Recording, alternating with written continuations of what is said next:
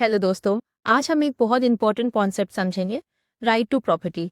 ये टॉपिक सिर्फ टीपे एक्ट तक लिमिटेड नहीं है, बल्कि कॉन्स्टिट्यूशन से भी डायरेक्टली कनेक्टेड है। सबसे पहले ये समझते हैं कि पहले राइट टू प्रॉपर्टी की पोजीशन क्या थी। देखिए, 1978 से पहले राइट टू प्रॉपर्टी एक फंडामेंटल राइट हुआ करता था। ये दो आर्टिकल्स के अंडर आता था, आर्टिकल 19(1)(f) और आर्टिकल 31। लेकिन बाद में इसमें एक मेजर चेंज किया गया। 44th कॉन्स्टिट्यूशनल अमेंडमेंट के थ्रू राइट टू प्रॉपर्टी को फंडामेंटल राइट की कैटेगरी से हटाकर एक कॉन्स्टिट्यूशनल राइट बना दिया। अब ये आता है अंडर आर्टिकल 300A। अब ये सवाल है कि ऐसा चेंज करने की जरूरत क्यों पड़ी।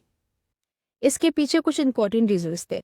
देखिए, सबसे पहले रीजन ये था कि आर्टिकल 31 काफी रिस्ट्रिक्टिव था। स्टेट के लिए लैंड एक्वायर करना आसान नहीं था। जब भी गवर्नमेंट को पब्लिक वेलफेयर के लिए लैंड चाहिए होता था तो काफी लीगल रिस्ट्रिक्शंस का सामना करना पड़ता था। दूसरा इंपॉर्टेंट रीजन था सोशियो इकोनॉमिक डेवलपमेंट। गवर्नमेंट को डैम्स बनाना था, हॉस्पिटल, स्कूल स्टैब्लिश करना था और पब्लिक इंफ्रास्ट्रक्चर डेवलप करना था। इसके लिए लैंड एक्वायर करना जरूरी था। तीसरा रीजन था लैंड रिफॉर्म्स, जैसे जमींदारी सिस्टम को खत्म करना और लैंड को इक्वल डिस्ट्रीब्यूशन इंश्योर करना। इन सब ऑब्जेक्टिव्स को अचीव करने के लिए ये अमेंडमेंट जरूरी था। इसलिए राइट टू प्रॉपर्टी को फंडामेंटल राइट से हटाकर एक कॉन्स्टिट्यूशनल राइट बना दिया गया। अब थोड़ा सा डीपी एक्ट का बैकग्राउंड समझते हैं। देखिए, प्रॉपर्टी लॉ को सिस्टमैटिकली रेगुलेट करने के लिए इंडिया में एक लॉ कमीशन अपॉइंट किया गया, जिसका काम था ड्राफ्ट प्रिपेयर करना। फिर इस कमीशन ने ड्राफ्ट प्रिपेयर किया और सेकेंड लॉ कमीशन को रिफर कर दिया।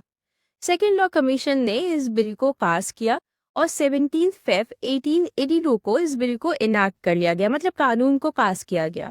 और 8 जुलाई 1882 को ये कानून इम्पोज किया गया। तो आज हमने दो चीज समझी, पहला राइट टू प्रॉपर्टी का कॉन्स्टिट्यूशनल जर्नी और दूसरा लीपे एक्ट का बेसिक बैकग्राउंड। अगली क्लास में हम एक बहुत इंपॉर्टेंट और एग्जाम ओरिएंटेड टॉपिक समझेंगे कि ट्रांसफर टाइप्स क्या होते हैं, जैसे एक्ट ऑफ पार्टीज और ऑपरेशन ऑफ लॉ।